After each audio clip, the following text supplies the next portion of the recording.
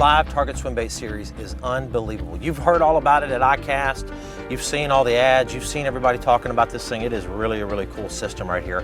And right here behind me, I have several of my favorite ones. And what makes these baits so realistic is they're anatomically correct. They spared no expense and research in making sure that these baits were on point. Let me tell you some of the key features on all the swim baits in this project. Number one, they have a wide gap hook, strong wide gap hook, and that's important. They also have an internal weighting system. So these baits are gonna fall at about 1 foot a second. So if you want to get your bait down, just basically count. Every second, it's gonna sink about a foot, and you're gonna reel it back to the boat.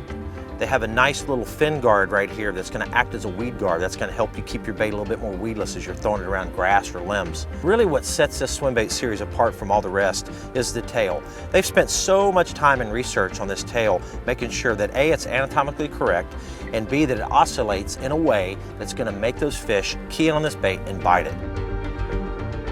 Now, if you've noticed right here on all the swim baits, they have an accessory feature, which is great because you can attach little things like spinnerbait blades like I have on here now. You can also attach extra hooks, little treble hooks if you want to put on there.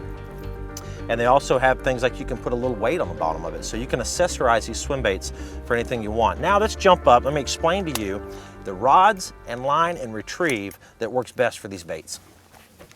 And tie it directly to the hook eyelet. And I avoid using any snap swivels or any loop knots. I want to tie that directly to the eyelet of the bait.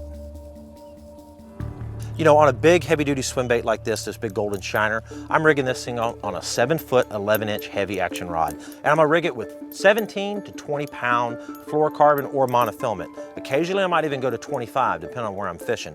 With this smaller swim bait like this sardine here, I'm gonna take a step down on the rod, 7.3 heavy, and I'm gonna rig it on 12 to 15 pound fluorocarbon. Again, you can use mono as well. Now, let's talk about reels. You wanna reel these baits slow through the water. So you want a slower speed reel, like a 6.3 to 1, something in the 6 range. If you don't have a 6 and you have a 7 or an 8 to 1 reel, just slow it down accordingly. So that's the way you're gonna wanna rig them up. Now, let me show you how you fish them. Let's start off by throwing my big swim bait. Any of these big swim baits like this, you're gonna wanna, again, use that long rod to make that long cast out there and hold your swim bait rod, you know, anywhere from say 9 o'clock to about 10 o'clock position. I don't want it way up in the sky and I don't want it way down low either. I want it about right there. And notice how I'm just a steady retrieve. I'm not doing anything crazy. I'm not reeling it real fast or killing it. I'm just a steady retrieve and letting that tail oscillate through the water and let those fish kind of key in on that bait as that thing comes through the water. There's one right there. Oh, it feels like a big one too. Oh my goodness, look at this bass. Wow, that's what I'm talking about, guys, right there. Oh, love it right there. Man, guys, hey, how about that for you? Next time you're out swim bait fishing, pick you up some of these live target swim baits. You're gonna have a lot of fun. Wow, that was so cool. On point right there. Awesome.